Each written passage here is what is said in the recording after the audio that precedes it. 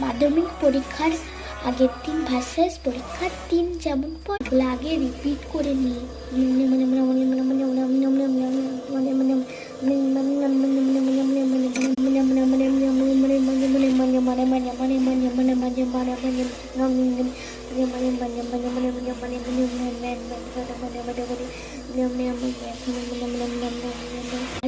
আরেকটু বলে